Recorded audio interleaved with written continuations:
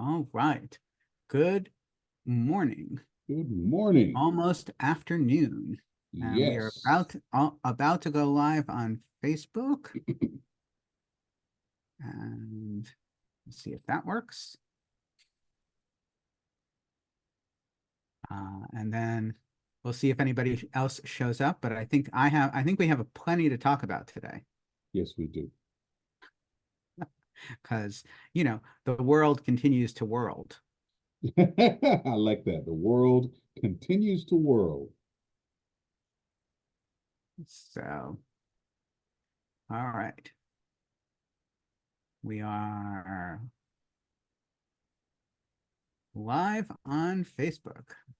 Excellent. Okay, so with no further ado, welcome to Accomplices for Justice Take 5. This is our 5th conversation. And I am Jonathan Freirich. I happen to be a rabbi working on justice causes in a variety of ways. But before I introduce myself, I want to introduce my fellow accomplice, my co-non-religionist, since we are conspirers in different religions and perhaps a shared faith in the future. And so Pastor Wylie Hughes is the senior pastor and reverend at Orchard Park Presbyterian Church. Ooh, and we're going to admit Gerald Williams, who is Gerard Williams is Gerard, welcome. I'm gonna keep you on mute for a little while, and if you have questions, just raise your hand and I will join. You can join in. I hope that's okay. And because I'm doing introductions. Yes. So Pastor Wylie Hughes is senior pastor at Orchard Park Presbyterian Church, which is in the south towns of Buffalo. It is a significant historic Presbyterian church here in the region. Orchard Park is known not for its diversity, but for it being the location of the Buffalo Bills Stadium. So if you see all the snow in Buffalo, it is all falling south of Buffalo in Orchard Park. Yes, it is. Yes, it is. And Pastor Hughes has an amazing background. I'm not going to touch on all of it, but I do want to mention something that he once said. He once wrote in June of 2020 that the African-American author, playwright, and poet James Baldwin once said, "To be a Negro in this country and to be relatively conscious is to be in a rage almost all the time," unquote. Currently, this rage, anger, frustration, and pain has set the country on fire. If you remember where we were in June 2020, Pastor Hughes was doing a good job describing us. It is a raw and emotional, and oftentimes it ends up in violence. And while personally, I do not condone this kind of violence in any way, I cannot help but empathize with it. I too feel the rage when I see people, American citizens who look like me, begging and pleading for their lives, even as they are dying. It enrages me to see them dying or dead while other people watch and do nothing. As a Presbyterian minister trained in the Reformed tradition, I wrestle with this rage. Jesus Christ tells us that we shouldn't let the sun set on our anger, unquote, unquote. So that is Pastor Hughes. Pastor Hughes, would you like to add anything else to your introduction? No, that's pretty good. Actually, I wanted to comment on that quote when it was, and I think that was when George Floyd died. I certainly was. Yeah, I was when George Floyd died, and George Floyd died, and yeah, I was going through all of that and all of those emotions. Gosh, as you're reading it back to me, all of that context flooded back to my memory. What I was doing, what I was thinking, what I was feeling, and so thank you for pulling that up. I hadn't been there in a while, so thanks. Well, so I was inspired to do so because I listened to my spouse, and Ginny is not just my life partner and the mother of our children, but also the wisest person that I talk to on a regular basis. And she reminded me of something that I offered in September of 2017 during Rosh Hashanah following the Charlottesville event. And so since I was going to read a thinking of a quote of mine, I figured I'd bring a quote of yours. So this is something that I said. I'm not someone who wants to be identified as prophetic in the foretelling, but I do attempt to try to be prophetic in the reading the now and what we ought to be doing. So this is the events of the last few months have been a wake-up call. This is following the protest in Charlottesville. Racism is wrong whether or not it seeps into explicit anti-Semitism. The Talmud teaches that God created us all from the first Adam so that no human being could ever say, my lineage is greater than yours. But just in case we thought the white supremacists were after someone else, or that the Confederate flag has nothing to do with modern day Nazi sympathizers, those fiery torches illuminated another truth and starkly remind us again, if one minority group's rights are threatened, we are all threatened. As Dr. Martin Luther King Jr. taught us, we are tied together in a single garment of destiny. We are all tied together in a single garment of destiny, whether we are the least powerful or the most powerful person in our world. So I feel like that sets the stage well for some of the stuff of our conversations today. So as promised, I did my best to read the entirety of Jim Wallis's The False White Gospel over the last 2 weeks. God bless you. Well, this is my job as sort of co-convener here, is I'm the one who goes gathers material, and then you get to righteously comment on it. Yeah. Oh my gosh, I love it. I love it. So that being said, for those of you who haven't encountered Jim Wallis before, Jim Wallis is the founder of Sojourners. He is a white evangelical minister who has walked the walk and talked the talk. He left church as a teenager because of the hypocrisy that he saw in it, as somebody growing up in Detroit and seeing that the church, in his words, was really about private spirituality, not public existence. And that is really the thrust of his critique. So, and it is an excellent critique. He pulls apart the problems with white evangelical Christianity in 2024. The book came out just like a week ago, or 2 or 3 weeks ago. So that being said, I offer a question to you, Pastor Hughes. American Christianity, white, Christian, or other, white, black, or otherwise. Helene Kramer has joined us. Thank you, Helene, for joining us. We got Helene, we've got a great group of people here. Hope you'll all save your questions for Pastor Hughes, and I will give you an opportunity for questions in the last 15 minutes, or raise your hand and offer a question in the middle, and we'll see what we can do. American Christianity. What do you think American Christianity needs to do for it to be a force for good? Well, that's a very complicated question, because it treats Christianity as American Christianity as a monolith. And I think that's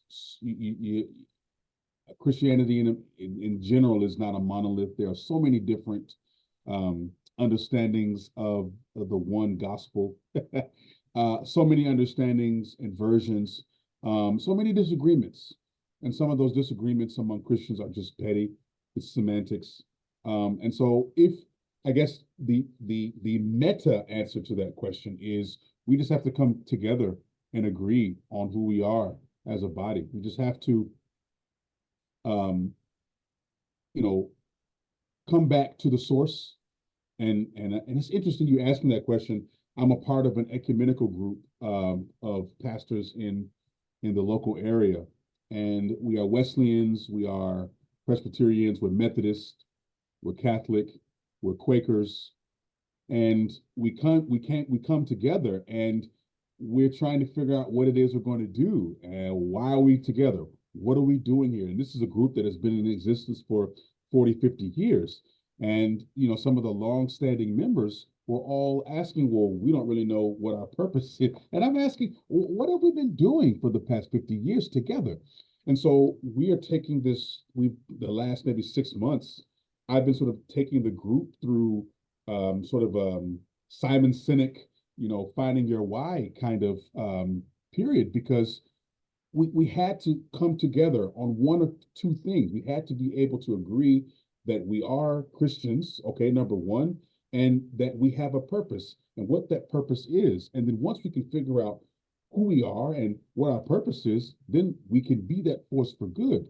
But if we're going to continue to support the spirit of denominationalism, and if we're going to continue with identity politics or identity theology, where my version of Christianity is better than yours, or my Jesus is better than your Jesus, or my Bible is better than your Bible, we can never be a force for good. We'll always be a force of chaos and destruction. So that's how I feel about it. So thank you so much, because of course you bring light to my dark critiques, and because my reaction to Jim Wallis's attempt to bring light is that what Jim Wallis did is very beautifully set up what was wrong with one form of Christianity, white nationalist Christianity, as problematic in all of its forms, and set up the counterpoint as not just what he's offering is a good Christianity, but a back to Jesus's real teachings stuff. Mm-hmm. So Jim Wallis is a multi-faith leader. He's the real worker in this space for justice among other peoples, and I am struggling with the one true religion principle. Okay. Because whether it's Judaism or Islam or Hinduism or Buddhism or American Christianity in all of its forms, as long as we set out the dichotomy that what I do is not just right for me, but right for everyone, is some universal truth, we are screwed. Because I need to accept beautifully 100% that you, Wylie Hughes, pastor, reverend, are your own vessel of truth and source of the infinite. Yeah. And that there is, that my job in this world is to find a path where the two of us can share some of that path together without either of us saying the other's path is wrong. Well, you know what? Interesting. I don't see that as a Christian problem. I see that as a human problem. I think, I don't see that as an exclusively Christian problem, but a human problem. And I think, and I agree with you, honestly, as a Christian, I do think that part of the problem with the church is that we have this my way or the highway mentality about our faith. And, I am not an apologist for Christianity. I am one of those people who don't believe that a religion needs to be defended. If the religion is the truth never needs defending. And so I'm not sticking up for Christianity. I don't wave that banner, but I do think that Christians often get Jesus wrong. And if we would spend more of our energy and our intellect and our spirit and our passion trying to get Jesus right, we would probably be a lot further along than we are now. So we can argue about, Christianity and all major religions, really thinking that their religion is the right religion. That's a human problem. I think I'm not a Christian who believes that. I don't subscribe to the belief that Christianity is the only way. In fact, people come in. In fact, I believe that, God can be big enough to transcend religion. I don't believe that God has a religion. God is not Jewish. God is not Christian. God is not Muslim or Buddhist. And so therefore, for us to limit God to our own little group is sort of doing a disservice. But I'm not the majority of Christians. So I understand that there's a diversity of thought within all religions. So I really think that's a human thing and not so much a Christian thing. But I can agree that Christians having that belief is part of the problem in our country. I can agree with that. Because, okay, if our vision is a multi-faith, multi-ethnic, non-theocratic American future, the question is, how do we get there? And as long as I somehow believe, and this is, Jews don't have the luxury of saying everyone's going to become Jewish. It's not not something we've imagined for quite some time. All right, so there's no version of the Jewish messianic future that is all Jewish. Mm-hmm. We have at our heart a devotion to plural perspectives, even within Judaism. Mm-hmm. There's a fundamental teaching in Jewish sources about these two different perspectives. They are both for the sake of heaven. That as long as we come, we can leave disagreeing and still be part of the same project, right. part of the same salvation. Right. And that's a particularly important viewpoint as a minority, because we understand that we're never going to be the majority. So the question is, can we help, Jim Wallis, for example, whom I think is certainly open to the idea of being helped, and for that matter, other white American Christians, to a place of saying, hey, the American future is not about going back to the true Jesus. The positive American future is about all of us going forward and accepting, that people come to wise traditions and teachings that have nothing to do with Jesus. Okay. Yes and no. Yes and no. I want to back up a little bit. I think we're putting a little bit too much emphasis on the religious aspect of the country, and we're sort of, and it's, this is talked about a lot, and when we're looking up information about Christian nationalism, it's based on an assumption, and I think we miss the fact that, okay, yeah, our country was not founded on our country was founded, America was founded as an anti-theocratic society. It was the framers of the Constitution were very, very explicit about separation of church and state, and about how freedom of religion means that everyone is free to practice a religion, and religion was never supposed to be part and parcel with the politics of the nation.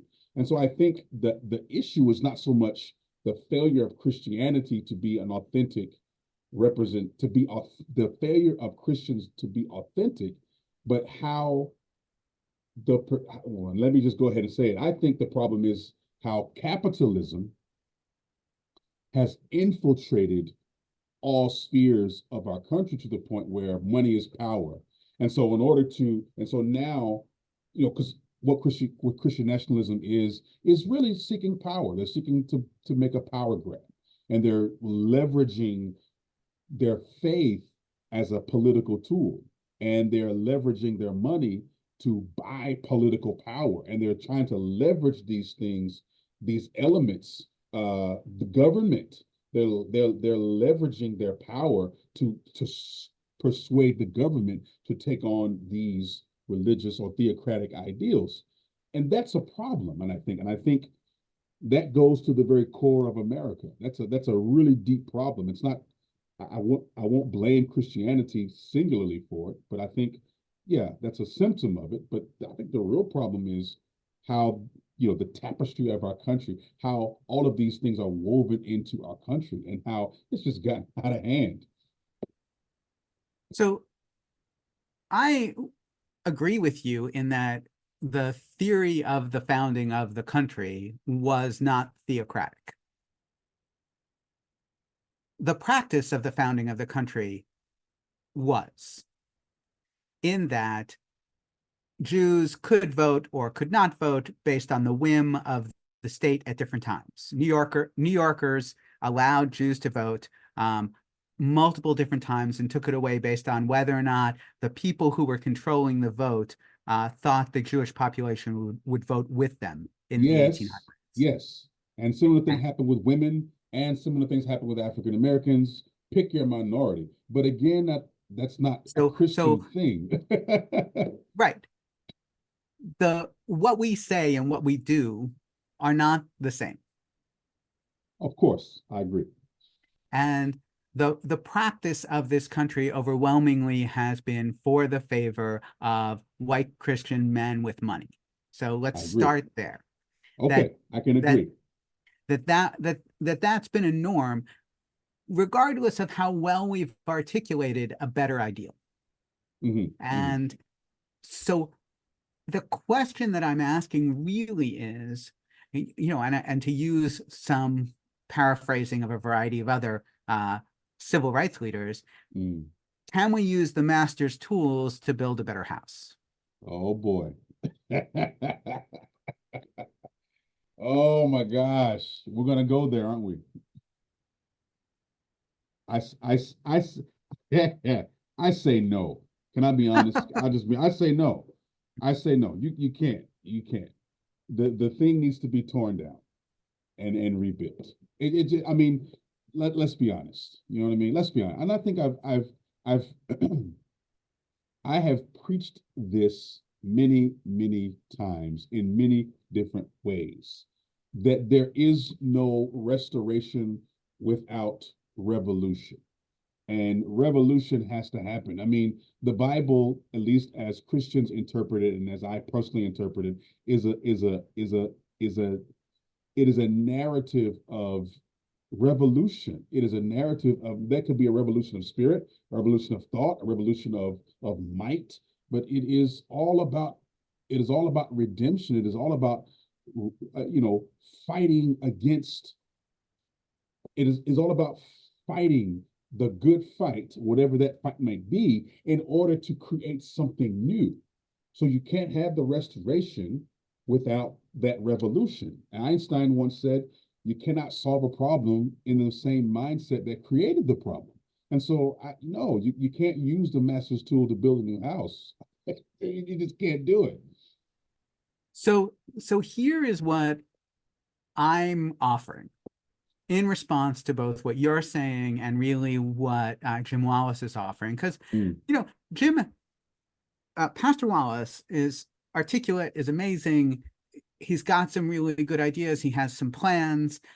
However, I think the thing that he mentioned, first of all, he mentions the Black church with incredible prominence and how the Black church is sort of good Christianity in America. So, uh, he does that. yeah.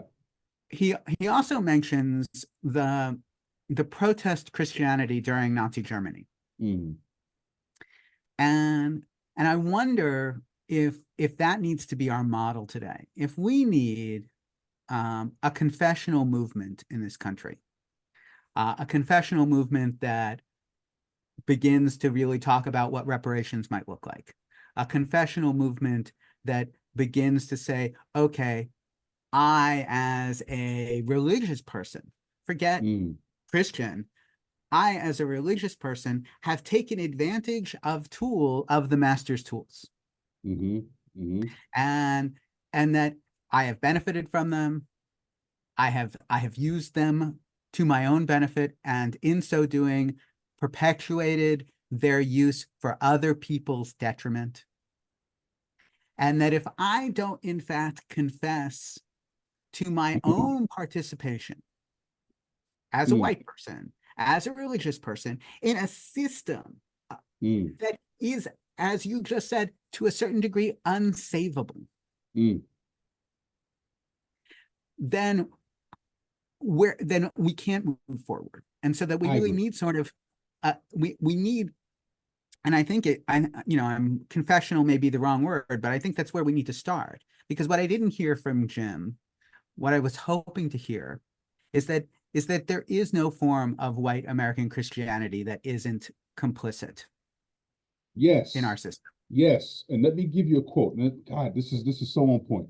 So I posted something on. I have two pages, Facebook pages. I have a regular me Facebook page and a Reverend Doctor page. And I posted something. I posted a quote from a Mark Charles, who said Western Christianity preaches a hyper individualistic salvation, so it doesn't have to repent from its systemic sin. Mhm. And then I followed up with that another quote. Oh no, and so I followed up with another quote from William Coffin, who says, "It behooves us North American Christians to realize now what the German churches learned too late, some 40 years ago. It is not enough to resist with confession. We must confess with resistance." Wow, I like that. So, Yeah, so a I'll confessional, make a copy and I'll put it in the chat. so a confessional resistance movement, or Or, a resistance confessional movement. Because so the other things, this book that I'm reading, in addition to False Gospel, which I highly recommend to everybody, if you're looking for something that is absolutely transformative, I'll put the citation in the chat, but the author is Jeff Charlotte, mhm, and his book is The Undertow, uh, Scenes from a Slow Civil War. mm, Uh, and he starts with um, his first chapter is on Harry Belafonte. mm, And Harry Belafonte sits with Dr. King early in both their careers and says, Dr. King, I am not going to follow you to church. And what Harry Belafonte struggles with, in his own words, is how am I going to be true to myself and also tell the truth? Musically, performance-wise, and as a supporter and advocate of civil rights. And this put me in mind of a number of things. First, it put me in mind of the degree to which I feel like all of us in every walk of life accept the degree to which we must shapeshift, to use the words of, and this is Dr. Harold Stevenson. He is Brian Stevenson's brother. mm. He's got a famous brother, but he's actually wise and learned in himself. So Dr. Yeah. Stevenson teaches at University of Pennsylvania, and I heard him speak here in Buffalo, and he said, I don't like I don't like the idea that we code switch. He said it's actually shape shifting. And this Mm. relates very much to Oh yeah. Belafonte's insight and this whole Oh question of yeah. how do we speak the truth? Yeah. And the flip side of it, which is also mentioned in Charlotte's book, that people want to be able to say things that they feel on the inside with zero filter, as if it's their right. Yeah. Right. So that part of what the right-wing religion of Trump, for example, has tapped into is this notion that anything I feel I should be able to say in public. Well, but that's the thing, Jonathan. They can, like, that's the that's the whole thing for me. I don't understand where this idea that we have these certain inalienable rights that says I have the right, freedom of speech, freedom of press. We have the right to print what we want. We have the right to say what we want. That has never been infringed. But the problem is not so much that they feel like they can't say it. The problem is they just don't want anyone to respond.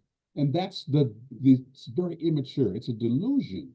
I can say whatever I want, but I have to be able to deal with how that impacts other people. As a Mm. pastor, as a speaker, I have to be very careful. That's not to say that I cannot say what I want. Of course, I can get up in the pulpit and speak against racism. I can get up in the pulpit and speak against sexism and misogyny. I can speak against anything that I want, anything that I feel that they should know as a congregation. However, I have to be aware that how that's going to impact who I'm listening to.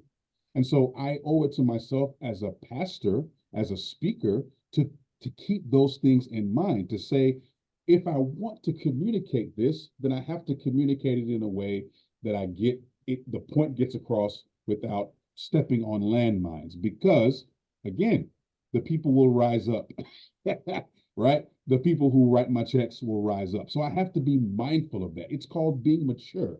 And I think the rights assumption that their rights are being infringed upon is just a delusion. No one is taking their rights from them. The issue is they just don't want anyone to respond. They don't want it. They don't want anyone to call them out. If we call them out, they take it personal, as if we're calling them out personally. I call out racism all the time, and it pisses people off because they think I'm talking bad about them, because their idea of a racist is a person with no teeth, who lives in rural Alabama, who has no education. And that's not it at all. I'm calling out the racism. And so if your identity with America is so deep that for someone to call out racism, you think they're calling you out, what does that say about our country? What does it say about the individual? Does that make sense? So it makes perfect sense, but I think we're stuck. We're stuck with the fact that, Charlotte reports on a conversation in a bar where a bunch of, and this is in 2016, where a bunch of somebody says, I love Trump because I have racist thoughts and he says them. And therefore I'm allowed to have those thoughts. Or I don't love the fact that he says he says my racist thoughts and then I feel more racist. But he says that he's going to bring back, manufacturing to Youngstown, and that's enough. He says it out loud, right? Right. I'm going to be able to, I can shoot somebody in Fifth Avenue. But the point being, these are irresponsible words. Exactly. Irresponsible. Exactly. So the question is, but there's such a divide on this, such a huge divide. You and I are engaged in a conscious attempt to try to say something of value. Whether we're talking with each other in an open forum like this, or we're talking to our kids, right? Understanding in something that I quote all too often, right? Arrested Development's song from the 90s, Mama's always on stage. Yeah. Right? There's no word that we say in front of our children that isn't massively impactful. Oh, yes. Oh, yes. But there's something about American society with the oppression that we all feel, that can't there just be a place where I can let loose and say all these terrible things that I think? And as opposed to, wait, I had a terrible thought. That doesn't make me a terrible person if I don't say it. In fact, I need to work on being a person who has fewer terrible thoughts. Not that I shouldn't have terrible thoughts, but maybe I should, maybe that's a sign for me to do some work. And I agree with you. And I think, I lead a meditation class here at the church.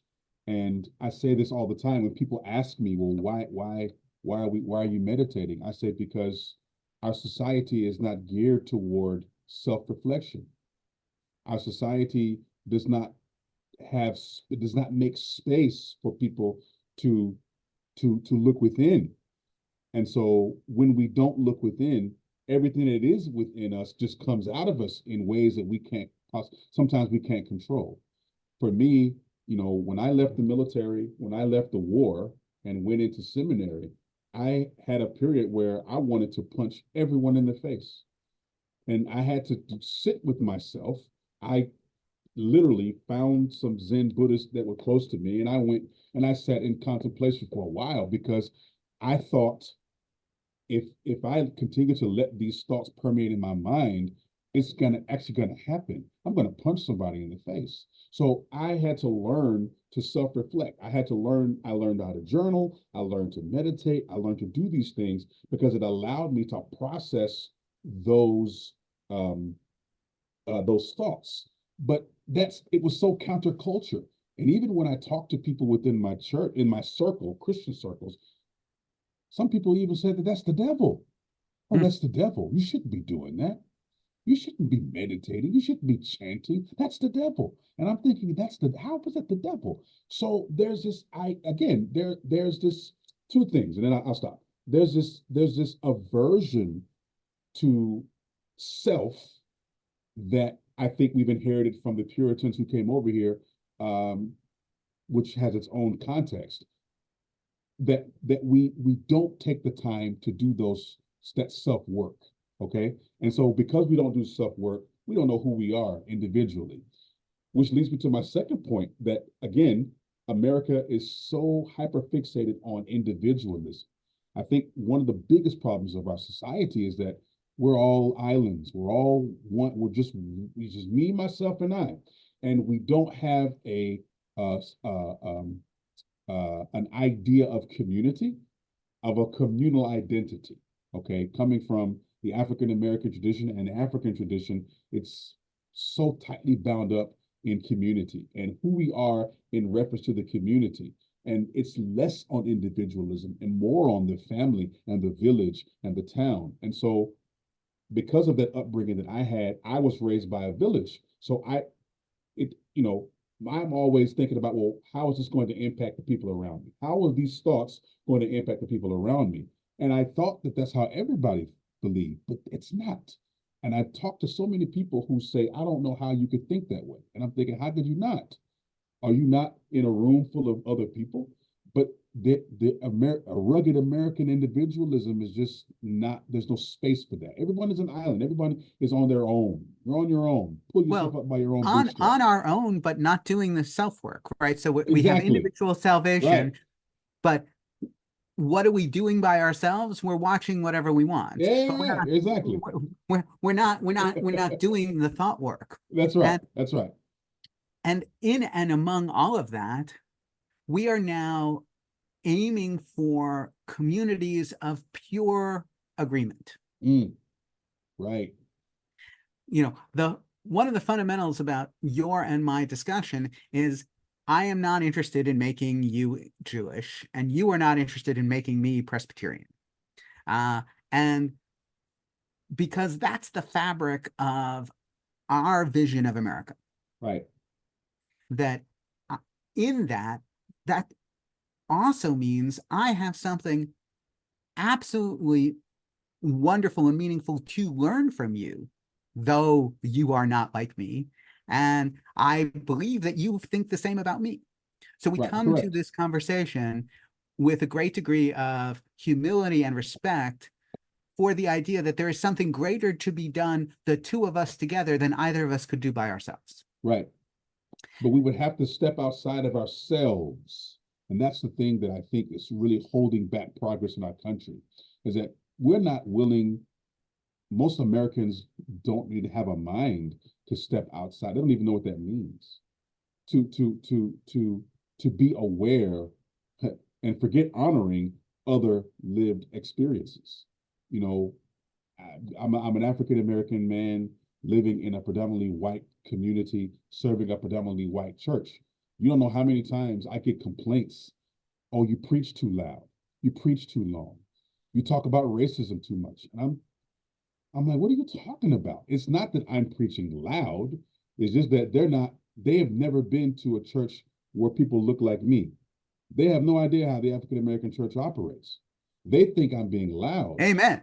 Right. They think I'm being loud. They have no idea how loud I can preach. Preach, Pastor. Right? They think I'm talking about racism too much when I only talk about race when it comes to the forefront of our consciousness, when a black person is dead in the street, an innocent black person dead in the street, or when innocent black people are murdered in public. Right? So I only talk about it when it's relevant. And yet, it's not that I'm saying I'm talking too much about racism. It's just that they've never had the intersection. It's just never come up in their worldview. They just don't. It's not that they're racist particularly. It's just that they've never had to face these things. And now, because I'm an African American, I'm bringing these things to the forefront, and now they have to face it. So they're not willing to say, hey, there's other lived experience. Hey, this is an African American guy. Perhaps he's seen the world through a different lens. They don't have the wherewithal or the desire to say maybe he has something different to offer us, because we're all the same. We're all homogenous here. Why add anything to that? And that's a microcosm, I think, of our country today. Just even though the minority majority thing is going to change very soon. Well, It's coming to an end. And let's offer some sympathy to the white majority who see their majority diminishing. Yes.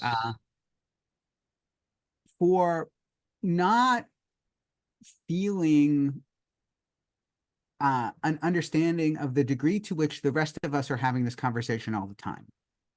Yes. So you're an African American minister in a majority, very, very largely majority white church. Mm-hmm. Merely your presence makes it a conversation about race. Oh yeah. All the time. Yeah. I didn't even say anything about race. Yes. And which means what you have done is, and your congregation has done, is inadvertently brought them into conversation with your very existence. Exactly. Because when you go to the supermarket, almost anywhere in this country, you're having a conversation about race. Mm-hmm. Because you're in a place that is not all African Americans, right, trying to negotiate a purchase in what isn't an all African American space. Right. Oh yeah. When I put on a yarmulke, everywhere I go is a conversation about Judaism. Oh yeah. About being Jewish in a non-Jewish world. Yep. And so our white majority Protestant Christian neighbors are not accustomed to the multicultural conversation being their existence, and therefore find what you and I would identify as, every day, our existence, to be exhausting. Yes. And my friend Carlos would say, welcome after. That's it. You're exactly right. Exhausting is a perfect word for that. It's like, oh my God, the race thing again? And I'm thinking, again?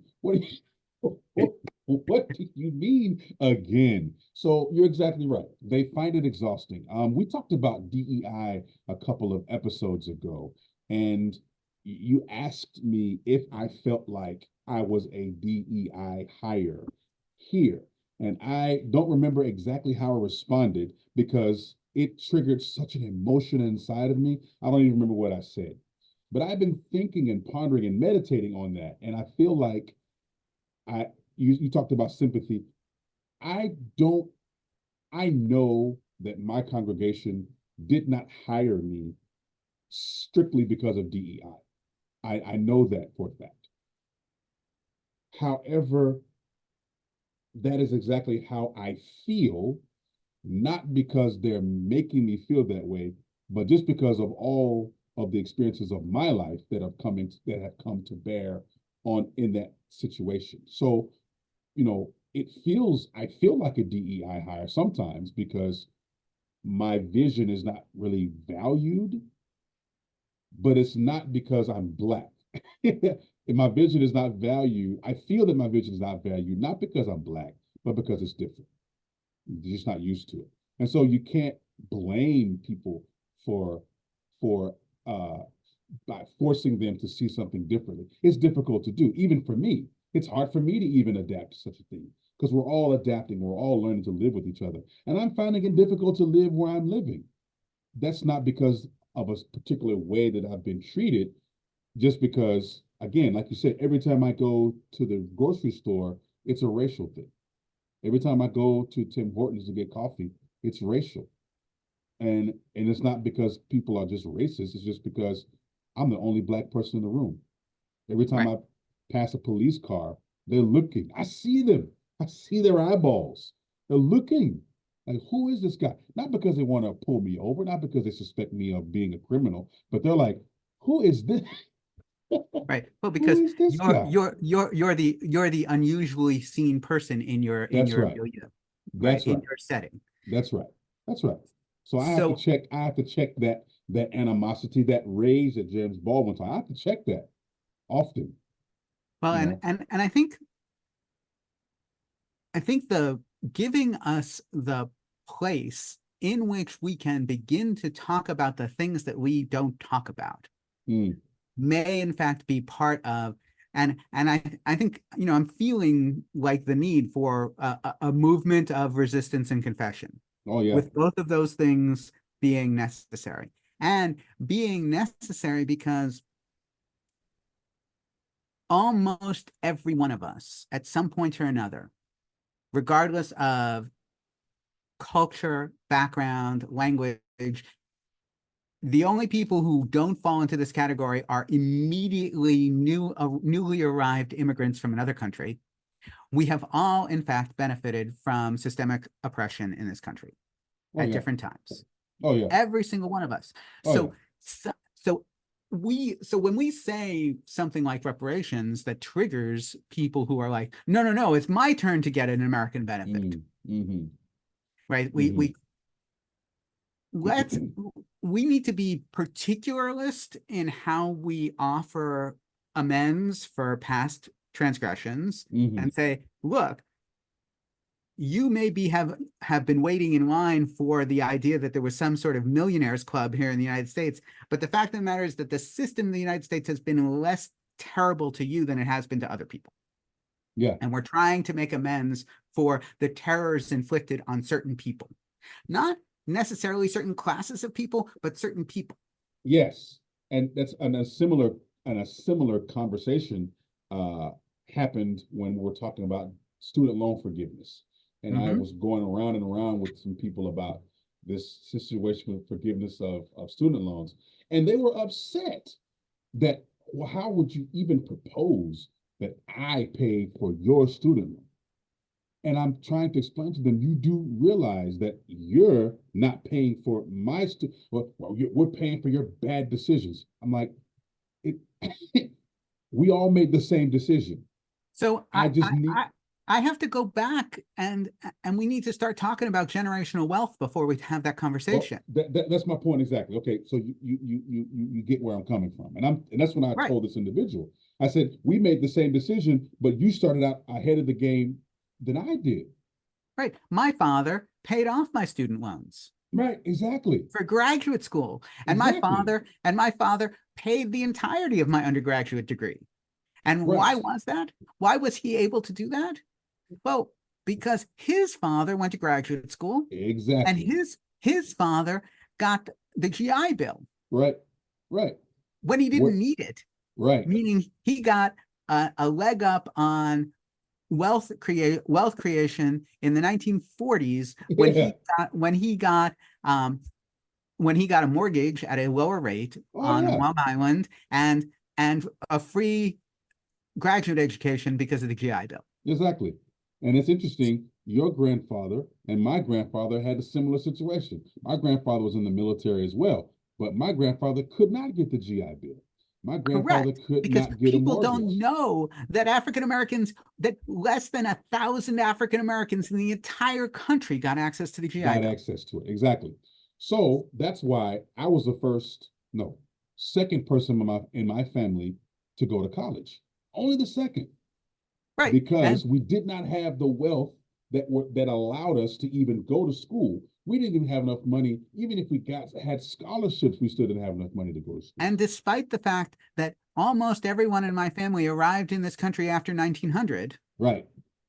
I am the third generation to go to college and graduate school Exactly. on one side of my family. Right. All right. And With that, we have 12 minutes left. oh, I want okay. to I want to see if anybody who's We joined us, got because we deep. have some wonderful people who've joined We us, got deep. Yeah, we got deep. This is right? great. This is great. Tay from who is a member of the Orchard Park Friends community, um, Pastor Gerard Williams, who leads an amazing Christian community here in town in Buffalo, and Vicky Hopkins, who is a longtime colleague of mine. So if any of you have any questions or comments, I have given you the freedom to make them, to unmute yourself and turn on your camera, or you can offer.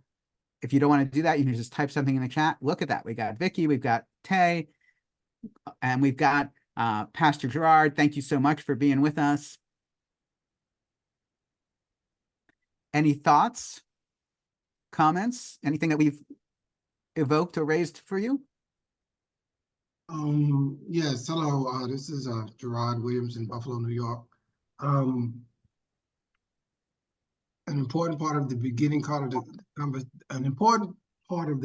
of the conversation around the ways folks identify as Christians, at least for me,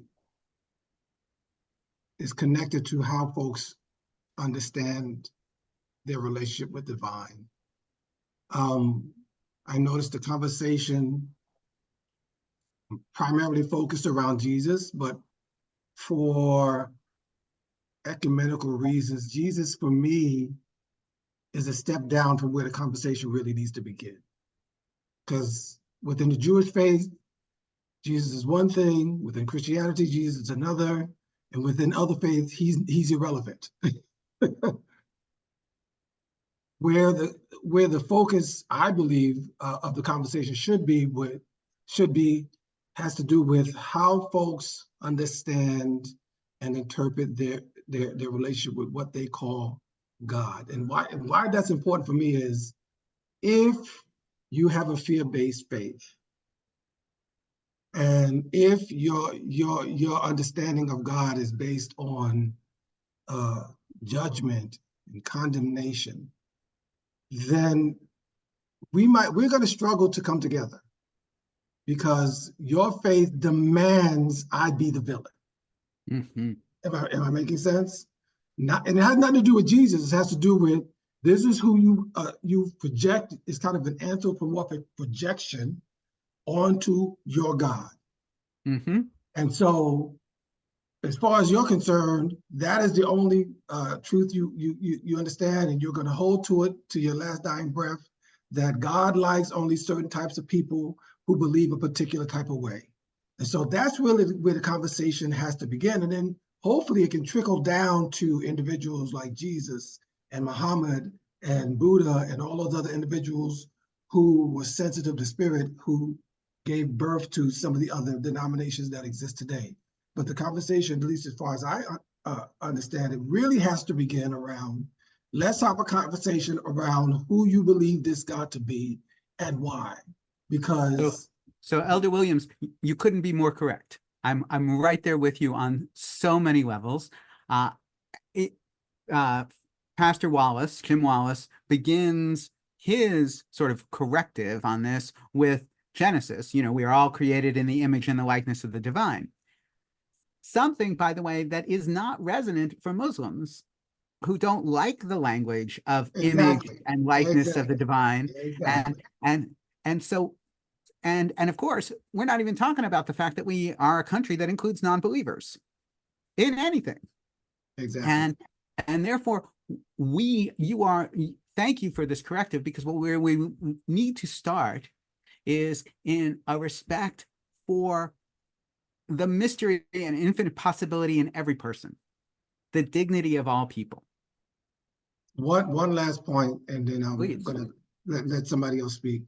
When you were talking about dismantling the system and it is going to require a revolution, the revolution has already started.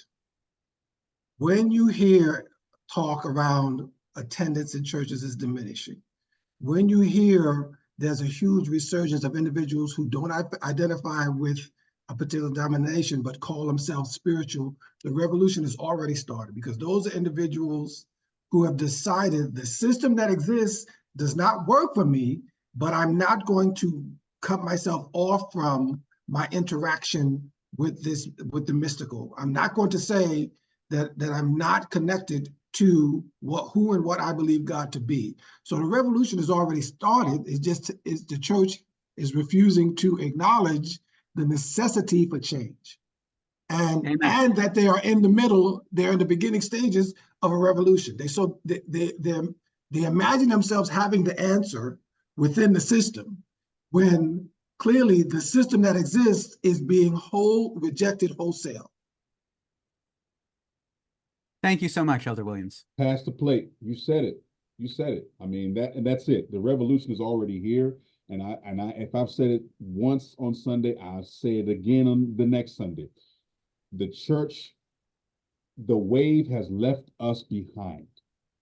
The wave has already crashed, and we, the church, have been inundated. We missed it.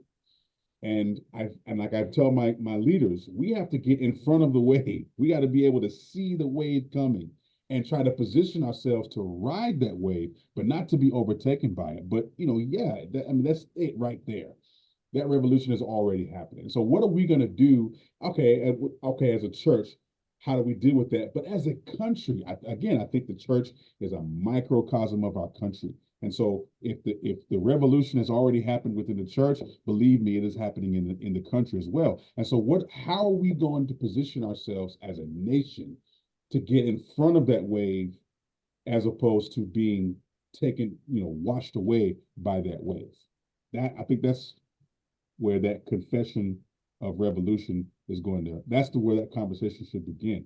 How can we get in front of it? How can we, position ourselves as a nation?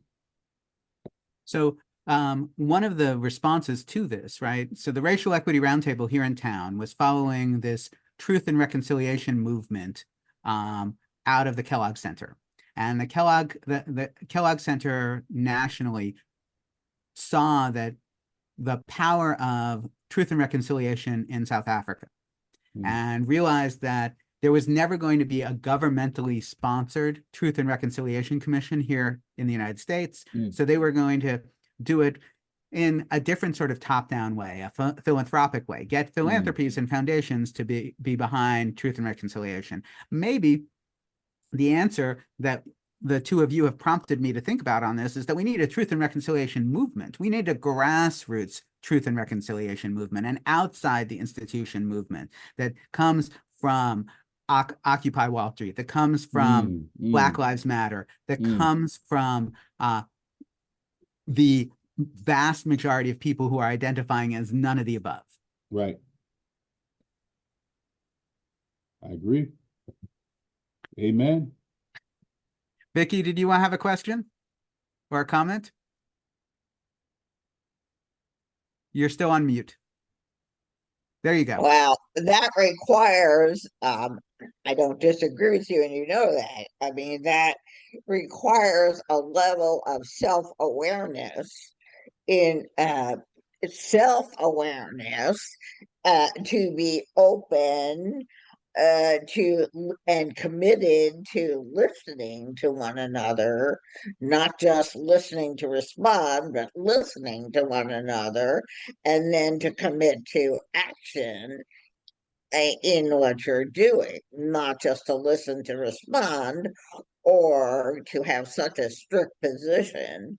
And a lot of it is, fear-based. I'm going to lose power. I'm going to lose where I am, status. I'm going to lose money. I mean, rather than what's best for society, the community. And I think it has to start locally. What's best, instead of starting from the top, it's got to start from locally. And how can we then rebuild communities where we talk to one another, we come to some consensus, and we're in this for all of us, not just we take accountability and responsibility. You don't have accountability and responsibility, you have nothing. I mean, Vicky, you couldn't be more on point here. Part of the principles in which I have recently been educated are, organizing 101. And right. Which means that I can't have the campaign for change decided on before I start the conversation. No. If we're going to accomplish change together, I need to be transformed by learning who you are and what we might do together, because your idea of what might be good for you is more important than my idea of what might be good for you, right? This is Pastor George Nicholas said to me a long time ago at a racial healing, a racial equity roundtable meeting. I'm so tired of white people coming into my neighborhood and offering solutions without listening to the lament. Right? Right. We need to listen to one another at the start. So we can come up with the idea for a movement, but the goal of the movement has to come from all of us. Right. It has to be transformed in the conversation. So absolutely, Vicky, 100%. Before I start promoting, and I'm going to surprise Pastor Hughes with what we're going to do next, because I have an idea. But I have some idea that he'll be on board with it. Tay, did you have any comments before we jump? Mostly I'm just here to listen, and I hope I'm not cutting you off from things if I say quickly. Somehow about halfway through my experiences, my background is math and science, science and math, and my experience as a young woman where it was not cool to be a girl in that, and I was the total outsider. There'd be like 2 of us and 40 guys in my classes kind of thing. And then getting more interested in a more general feminist. I've never been an active feminist, but I'm certainly been supporting of it. But the whole thing about how those things work through, I have to think about it in those terms partly. But I am thinking of the experience of one of my students that I heard about from her mother, who was working on her PhD, I think in physics, but definitely something technical. Anyway, back maybe, I don't know, 10 years ago or so. Anyway, no, 15 years ago, maybe. Anyway, and she was at a gathering for young women who were working on their degrees in science and engineering and so on. And the man who was leading it, of course, it was a man leading it. Okay, the man who was leading it was talking to them about how you have to be able to work when you go out and you're working in the real world. You'll have to work with the people you work. You'll have to meet with them. You'll have to do things. And she finally, my former student, got up, the graduate student got up and said, well, you mean I'm supposed to go to the bar with the guys and chat, and probably your wife will really like it if I go out with you to do things. And so on. The guy said, oh, I never thought of it that way.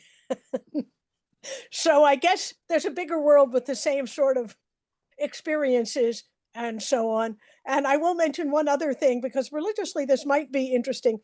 Quite a while back, and then I mentioned it to my daughter, who said, oh yeah, I learned about that in a course in college. But I had never heard of the idea that you can interpret the Adam and Eve story with the apple as actually God gave Eve the opportunity to give humans free will, so long as they behave themselves. And it's not a case of women got the men into, though this woman got the men into trouble, and poor Adam got kicked out because she did the wrong thing. No, she gave them the right to do things. And I thought, Tay, that's a pretty good story. Okay, enough from me.